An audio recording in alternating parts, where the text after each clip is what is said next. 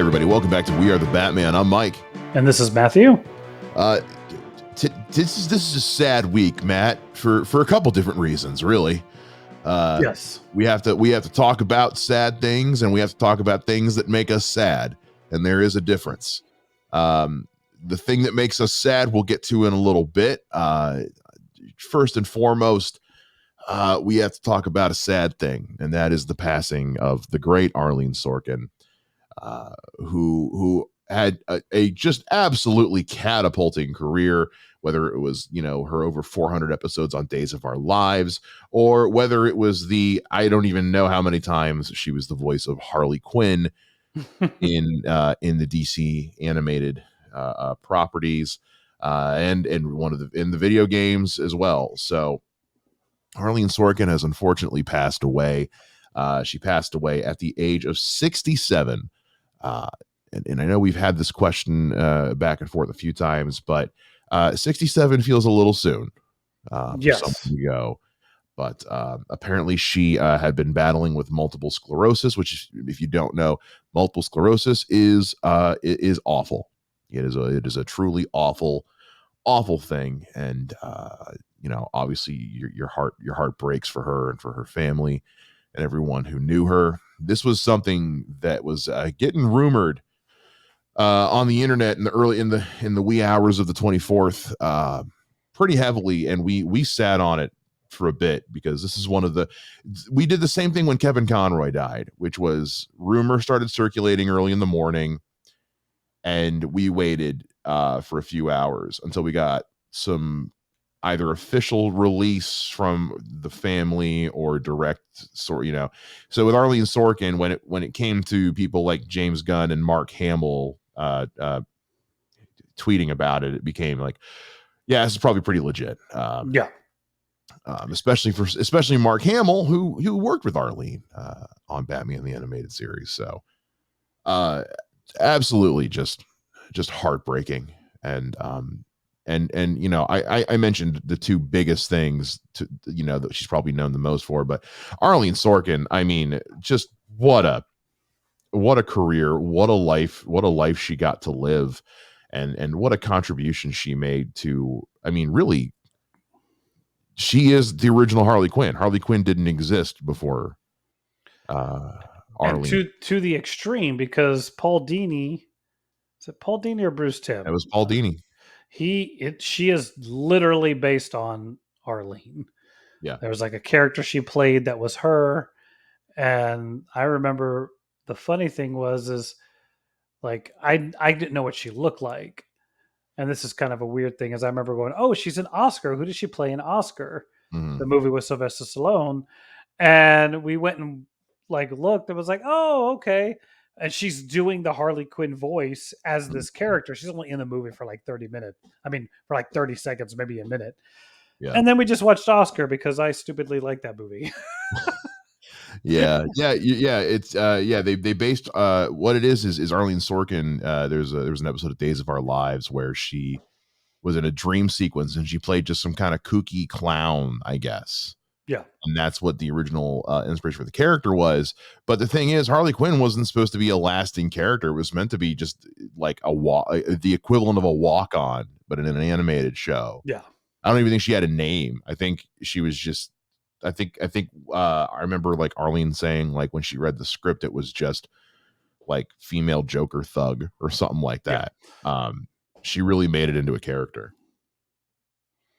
Yeah, I've read that as well, and then you do that whole hey, everybody likes her, let's bring her back for 1 or 2 more or 8 more, and then I mean she plays that character for nearly 15-20 years. She voices Harley Quinn. She is the voice of Harley Quinn in almost every iteration until Batman Arkham City, the video game, because she voices Harley Quinn in Arkham Asylum, the first game.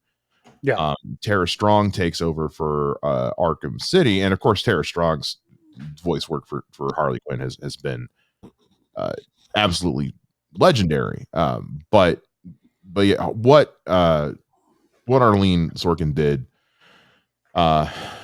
with that pastiche. I mean, now anytime we hear a Harley Quinn voice, hers is the one we judge it against, whether it was Melissa Rauch, who did it in one of the animated movies, whether it's Margot Robbie, uh, whether it's Kaylee Cuoco. It's anytime there's a portrayal of Harley Quinn, much like we immediately think to what Kevin Conroy brought to Batman, we do the same thing with Arleen Sorkin to Harley Quinn, because while Kevin Conroy was kind of the definitive voice of Batman, Arleen was the original.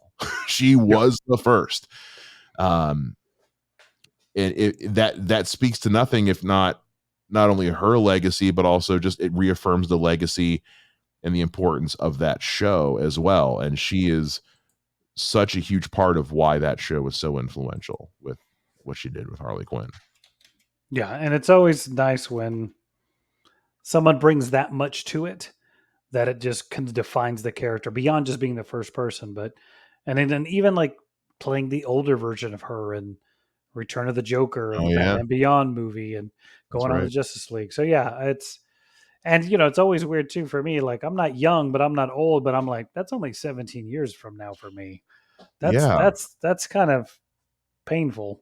it's just we've talked about it before. It's like what is that age that someone can get to when you stop saying too young and start saying they lived a good life.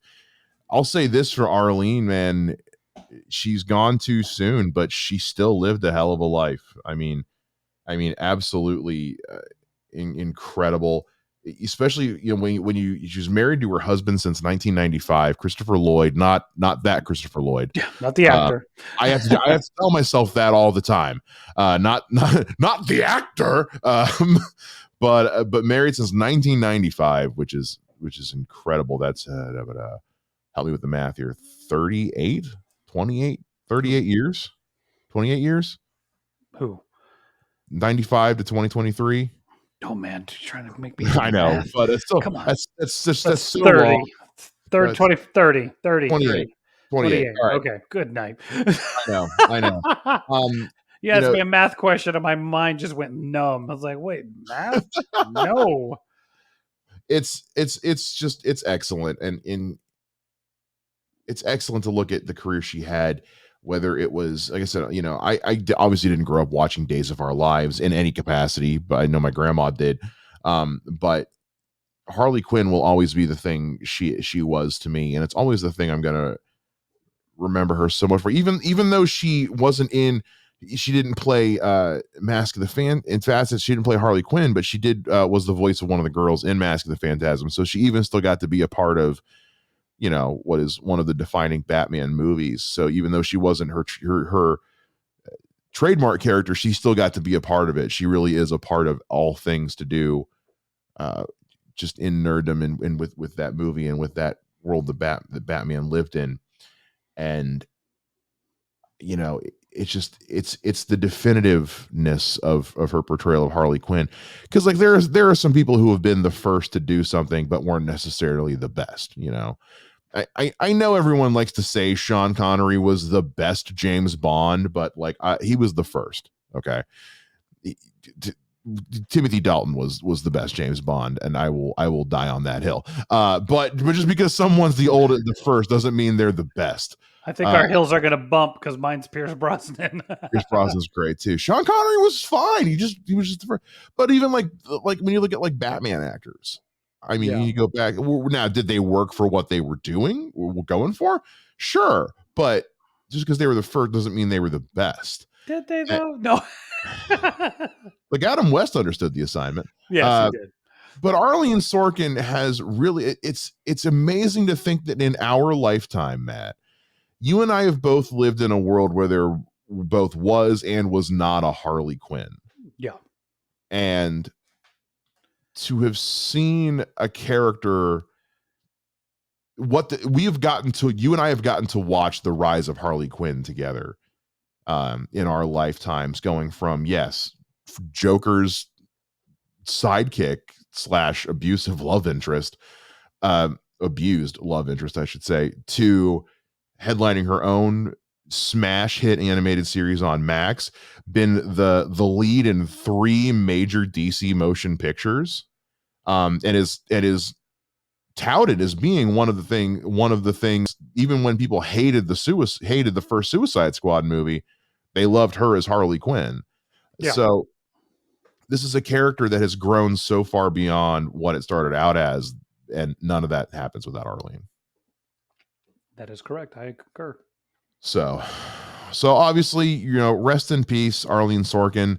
What a shame. And obviously all the love in the world to her family and friends and everyone that knew her, who are missing her right now. And we'll never see another one quite like her. And but her legacy is as eternal as the character she created. All right, welcome back to the show, guys.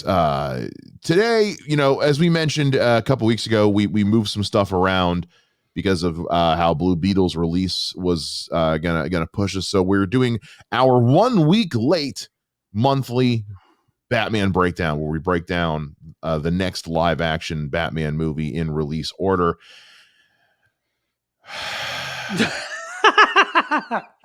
Batman and Robin. Look, we knew when we committed to this that this was going to happen. We knew it was going to happen, but we also know that this is the hurdle to get over, because it's honestly, whether or not you like what the stuff that we do next, it's all uphill from here. It doesn't get this bad again. Yeah. It continues. No. Everything after this is better than what we're about to talk about. Yes. Okay. Regardless of how you feel about the movies themselves, they're better than this. We are talking about 1997's Batman and Robin. This movie sucks, dude. This movie. Oh my god. This is gonna be a short breakdown, guys. I mean, it really is. Yeah. Look, full disclosure, I made every effort to watch this again before this, because like I tend to do. I simply just, personal life things have been what they are lately, and I did not have the time. So today, prior to recording, I did watch as many clips as I could find on YouTube while I was at work, because that's what I get paid to do. Sorry, boss. Is to watch YouTube clips while I tweet. I love my job. But and I can say just based on the clips that I watched, yeah, it still sucks. I really, like, it wasn't like when I went back and rewatched Batman Forever, I remember texting you and being like, this is better than I remember. It's still not awesome, but this is better than I remember. There's things where you go like, hey, yeah, cool. Yeah, and then, again, that opening 10 minutes, good stuff. Yeah. But this movie, there's no redemption for this movie. Every choice they made about this movie was the wrong choice. Every choice. Yeah. It's astonishing how many wrong decisions they made in this movie. Wow. Yes, I think it's one of those. I think I said this. I don't know if I said this on the podcast. I think I've told you. As I remember when I had to rewatch this, or I had to watch this for Fanboy Junction, and I showed my son, who was like 8 at the time. Mm-hmm. We started watching it. Like, it's not, they haven't even got out of the Batcave yet. And he's like, this is stupid. And he walks out of the room. Because it's not like me, because 1997, I'm 8 when this comes out. Yeah. Like, I'm 8 years old when this comes out. And at the time, I thought it was awesome because I was 8 years old and had Batman in it. But also, unlike your son, I didn't grow up in a world full of awesome comic book movies. Yeah. Your son has grown up in a world where he gets to see what comic book movies can be and should be. This ain't it. This is. Look, this is how fortunate my son is. We watched Infinity War. Okay. He freaks out when Spider-Man dies. As we all did. Goes to his room, changes pajamas, comes back in Spider-Man pajamas. And I go, dude, you can't wear those. Spider-Man's dead. And he's like, he exists in the cartoon, and just goes and sits down. Yeah. And just like, there's still 4 other current versions of Spider-Man running right now that he watches. So it didn't matter to him. Exactly. And you want to talk about stuff being dead. This movie about killed the Batman franchise altogether. Oh yeah. Because I think, because even Batman Forever, I know it turned a profit. Batman and Robin, if I'm doing the math correctly, it breaks even. Yeah. So essentially, from research I've done in the past, each one of the first three Batman movies is better than the previous Yes. financially.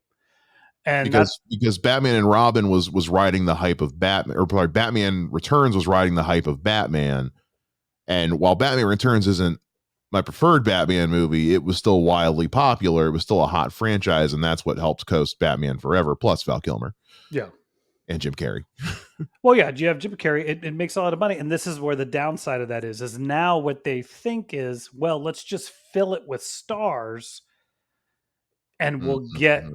the money. So you get Arnold Schwarzenegger, who's big at the time. You get Alicia Silverstone, who is riding high from Clueless and some of the other things she's done, and they just stick them in these movies where they should not be because they're trying to make that money. And Well, then go ahead. And then on top of that, yeah. because of what they, look, Joel Schumacher understood the assignment with Batman Forever. They said, hey, you got to pull this back, make it more family friendly. We can't have a super dark movie. And he does that thing. And it's like on this one, they're like, okay, you did really well, push it farther. And it's like the whole thing of this is it's just a gigantic toy commercial. And it just Yeah. is horrible. Well, here's what's really interesting about this. This is not the first time this is not the first time, I think. Yeah, it's not the first time we've seen WB do this at this point in time. And it won't be the last time we see them do this with their DC properties either. Because think about it. They do 89's Batman with Tim Burton. And they let Tim Burton have just put just enough of the Tim Burtonness into Batman. And Yeah. it's a huge hit. And so they're like, you know what, Tim? You're off leash. Do your thing. Go full Yeah. Burton. Tim goes full Burton. We get Batman Returns. Bring in Schumacher. All right, we're gonna give you 90%. We're gonna pull the reins 10%.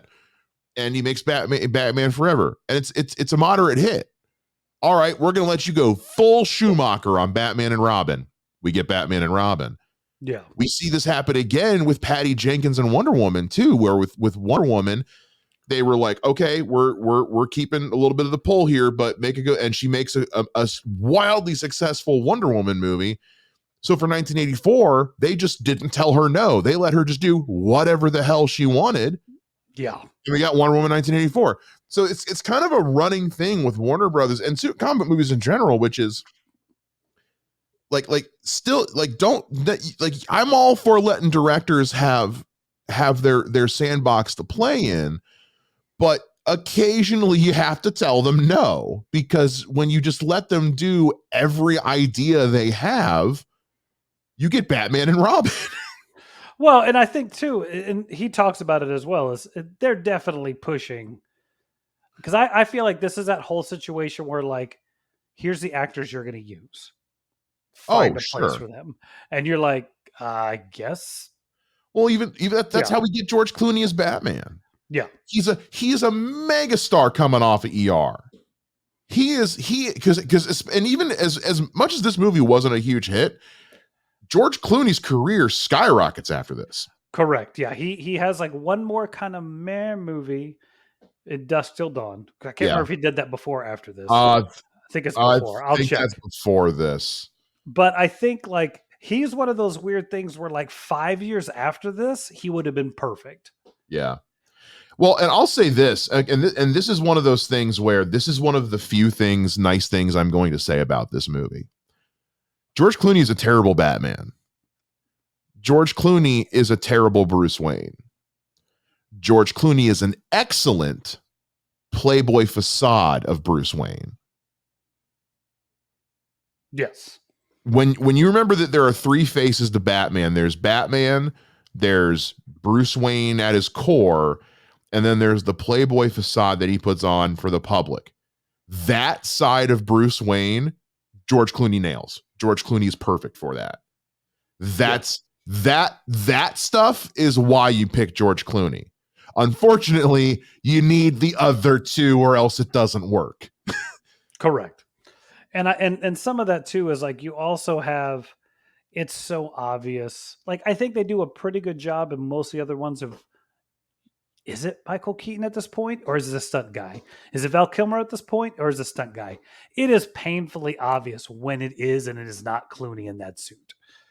Especially because they don't have after Batman Forever, which is a action heavy, it's an action forward Batman movie. Yeah. Batman and Robin is not. Batman and Robin is a comedy forward Batman movie. The stunts get relegated to mostly to Alicia Silverstone and Chris O'Donnell and to the really poorly CGI'd vehicles. Yeah. Like they make sure, because they know that George Clooney's not going to be able to do action, they don't put Batman in scenarios where he has to do a lot of action. I mean, for crying out loud, he, in the first opening sequence of the movie, he's either on ice skates or frozen against a wall. He actually, his leg, if memory serves, his leg's broken through most of this production. Oh, is it? Yeah, he like breaks his leg playing basketball with his co-stars from ER. So it's like part of this movie, he's dealing with a broken leg. No. Yeah, it's insane. It's insane. Oh my God, you halt production. You don't shoot around that. You halt production. You don't have time, bro. You don't have time. Oh, it's the hell you don't. It's 1997. What the hell else is coming out? Batman and Robin. It's not like nowadays where everyone's got a like. Yeah. Like got a franchise. Like there wasn't another Superman movie coming out anytime soon. There's no other superhero movies coming out. Like X-Men's not coming out. Spider-Man's not coming out. There's nothing else coming out. You wait to film Batman and Robin until your Batman is healed. Or you just stick a stuntman in there all the time and it doesn't matter. Or here's the thing, just shoot everything else.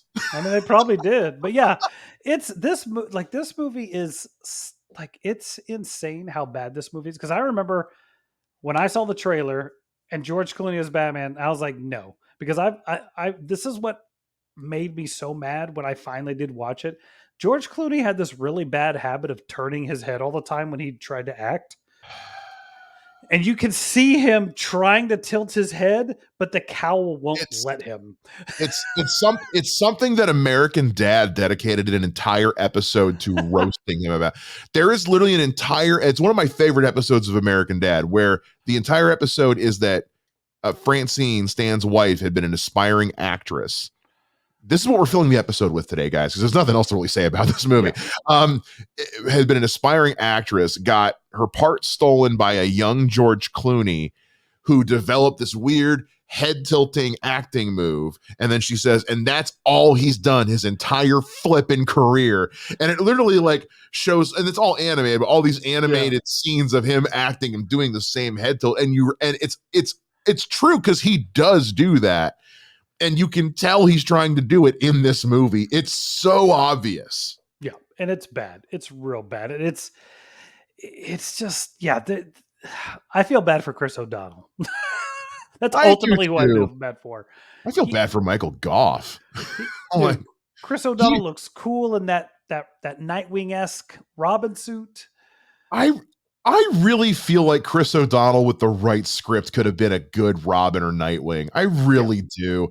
I I know nobody watches NCIS. I don't know how the hell it's still on the air. If you've never seen him in NCIS Los Angeles, he's pretty good. And if you've never seen him in anything else he's done, he's pretty good. Yeah. And honestly, he is doing the best he can with what he is given. The way Dick Grayson is written in this movie is pathetic. Wow.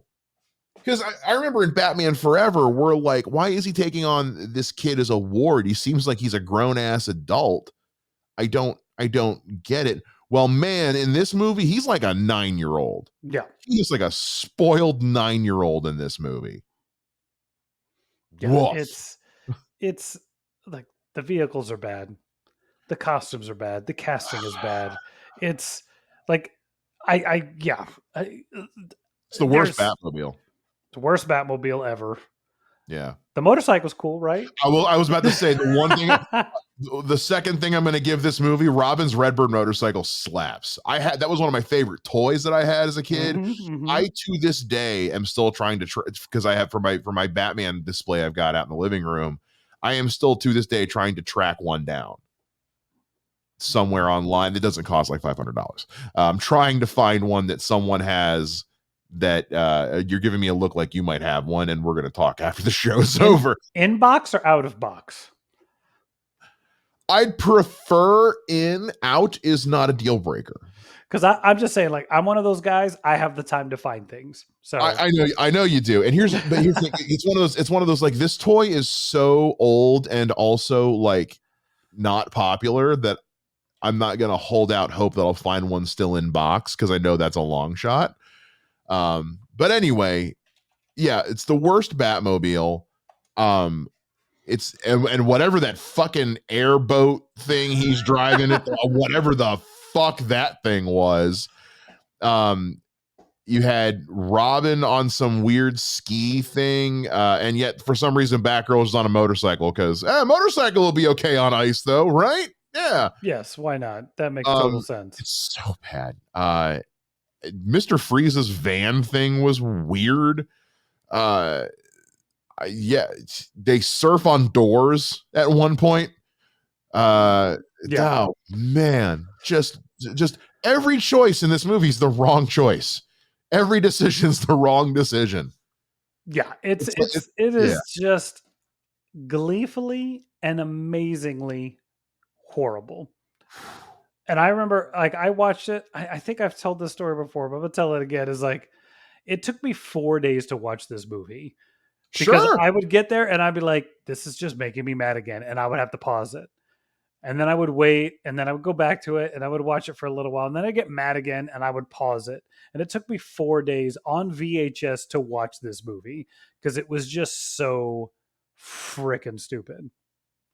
Yeah, it's bad. It's really bad. It's now okay. We haven't mentioned one character in particular yet. Okay, go ahead. We haven't talked about Bane. Oh, I thought we were going to go to Poison Ivy.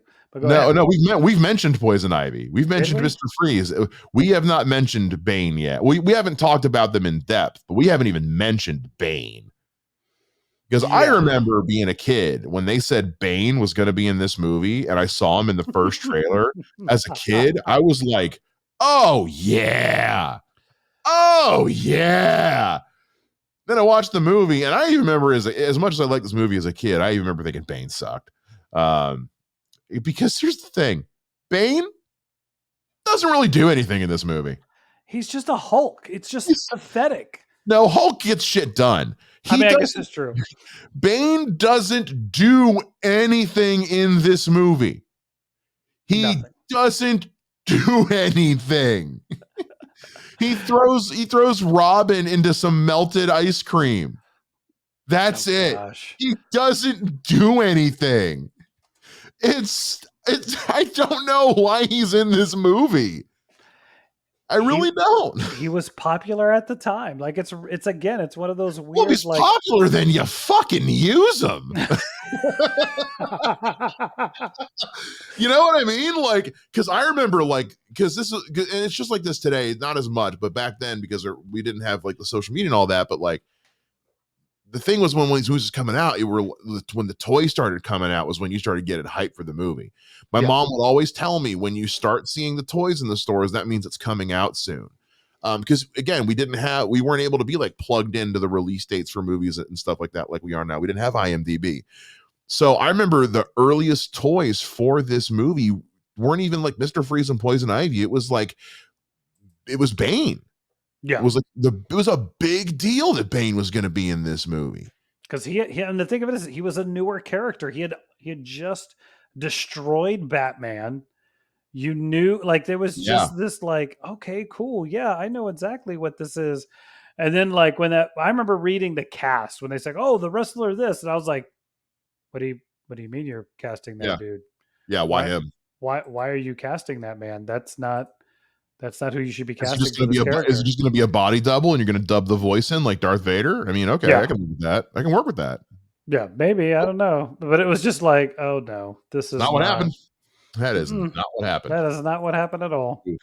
It was here's what's screwed up. I am on the Wikipedia page right now, Mm-hmm. looking at the cast. You know who's not even listed in the main cast? Bane. Oh, I'm sure. Because when you look at these castings, right? They always have like the main cast bullet pointed and then a little tiny paragraph at the bottom with all the like assorted cameos and things like that. Um Bane's in the paragraph with the assorted cameos. Yeah. Yeah. Bane. I don't think he says but like 4 words, right? He says his name, honey, Mm-hmm. company, Mm-hmm. Like and I that's about it. think that's about it. Yeah. Yeah, he doesn't say Probably much. probably one other thing that he repeats or something that I'm forgetting, but he does, because the guy that they get, the body guy that turns into Bane, that wrestler, that skinny dude, he doesn't say anything. Yeah. They bring him into the room and he spits on Woodrow. Bane. Oh, I will say this. For all this, I'm not saying this movie is deep by any stretch of the imagination. Cool on them though for including a deep cut DC character like Jason Woodrow. Yeah. Yeah. Like honestly, like when I think about that, that's kind of genuinely impressive that they would like, here's a deep cut, also really interesting DC character that we're incorporating in this. And I'm like, that's actually really, look at you accidentally doing good world building. Because Yeah. if this movie was good, then he could spin off Woodrow, right? Like as another potential villain. Like that's cool. There's no way that was on purpose. That was a complete fucking accident. But like, there's no way you guys did this on purpose. Like this was not you Yeah. trying to be deep. Somebody just knew who this character was for some reason, or I don't know. Maybe John Glover was just really liked the character and wanted a cameo. I don't know. I'm assuming, and somehow John Glover, by the way, somehow John Glover is able to get Smallville after doing this movie. I don't know how the hell that happened. Because he's John Glover, bro. John I Glover's know the man. he's so good in Smallville. Apparently Coolio, because Coolio's got like a really small cameo in this movie. Apparently he was originally supposed to reprise that role as being Jonathan Crane. Okay. Because there was supposed to be a fifth movie that was already in the works that got axed when this one underperformed. Yes. And I guess Coolio had been told like he was going to have this weird cameo and then pop back up as Scarecrow later. And I'm like, in no way, shape, or form is that character set up to be Scarecrow and Batman and Robin. Yeah, but I have nothing, dude. This movie is crap. I was already well into my 20s when it came out. I knew it was going to be crap. It was crap when I watched it. It was crap the second time I watched it. There's like literally nothing. I've said the positive. Chris O'Donnell looks cool in his outfit. That's all I got. It's not even one of those movies that I would say is so bad that you should watch it. Like this isn't Cats. Cats is so bad, but it needs to be experienced. The new Avenged Sevenfold album is terrible, but it needs to be experienced. The fewer people watch this movie, the better. I do have one other surprise positive thing to say about this movie. All right, that do it. Let's see. Totally slipped my mind. The soundtrack rules. I couldn't say a single song from the soundtrack, bro. I will this. So the soundtrack actually introduced me to a lot of music I still listen to this day. It actually is and I'll say the same thing with Batman Forever. Really good soundtrack. I get it. When I was a kid, because we didn't have like Spotify and Apple Music and all that, one of the best ways to get introduced to new music was movie soundtracks. Oh yeah. Because they'd get popular artists and groups, but they'd also get like lesser known ones because they were cheaper. And so I got introduced to a lot of music especially through comic book movie soundtracks. The first Spider-Man soundtrack got me into a lot of music I listen to right now. So on the Batman and Robin soundtrack, you've got Smashing Pumpkins, Bone Thugs and Harmony, R. Kelly, Arcana, REM, Jewel, the Goo Goo Dolls, Soul Coughing, Underworld's on here. Actually, Smashing Pumpkins are on here twice. And both they do two versions of the same song, and they sound completely different, but they're both incredible. this soundtrack and all the songs on here are amazing as well. Even the one by He Who Shall Not Be Named, because he's gross and disgusting and needs to die in prison. Yes. The soundtrack is an app. If you ever get a chance, if anybody, it's on Apple Music. I know that because that's what I have it on. You can get the soundtrack there or wherever you get your music from. The soundtrack rules. That's all I have left to say positive about this movie. This movie is a train wreck that should never be seen again by anybody, ever. You know what? Take it off Max. Max, you cannot tell me you are gaining. Max, you canceled Batgirl, but Batman and Robin is still on there. Yeah, no, kill it. That is the only other thing I have to say about this movie. I think I said it during. Did I say it during our Flash review? Maybe. Is like, this movie's so bad. You should have had Clooney be Batman in The Flash. Oh, like, that's funny. Oh, well, because remember you brought up the whole Batmite thing. That'd be funny. Yes. But I've always said, like, The Flash would have been perfect redemption for George Clooney if you just let him be that version of Batman. Because I mean, look, Michael Keaton does fine, but outside of nostalgia, he doesn't do anything that I'm like, oh my gosh, I'm so glad they brought him back. You know. So other than just the fact that it was just cool to see Michael Keaton again, because he's kind of the OG and he's had a nice big career resurgence. So Clooney's doing fine. Plus, I also feel like Clooney was. I feel like they probably approached Clooney if he wanted to do anything bigger, and he was probably like, "No, I'm good." But I loved he was at the last 2 seconds. That cracked me up. I know people give that scene shit. I clapped so hard when he showed up because I'm like, you know what? Given the tone of this movie, perfect button. Button. This makes total sense. Because as much as I hate this movie, a world where George Clooney is still Batman and with the Flash, my morbid curiosity kind of wants to see what that's like. Yeah. Like if you tell me we're putting a movie out tomorrow that's what if George Clooney was Batman in all these other universes, I would watch it with the biggest bucket of popcorn. And I would enjoy I would film my reaction for YouTube.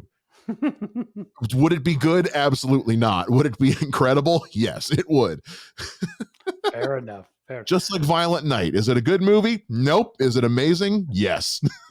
Fair. Yeah. I got nothing else, dude. Like I don't even want to talk about this I'm done. I got nothing else to say about this movie other than, again, if you guys missed the announcement. So yeah, we're a week off with this one. We usually do these the last Friday of every month. I know this is technically the first Friday of the month. It's also the first day of the month, but there's 5 Fridays in September. We're still going to do one the last Friday of September. And it's one that Matt and we were not looking forward to this one. We are super looking forward to the next one. Oh, yes. Because the next one is Batman Begins. Man, I can't wait to revisit that movie. Heck yes. Heck yeah. Listen, guys, thank you so much for checking out the show today. We hope you liked it. We hope you had a good time. Look, it was a bad week. Arleen Sorkin passed away, and we had to talk about this pile of crap. But at the end of the day, look, we all still love Batman, and we're here for more Batman. And so thank you for listening to the show. For those of you who are, we'll be back again next week with a brand new episode, same bat time, same bat podcast channel. Bye-bye.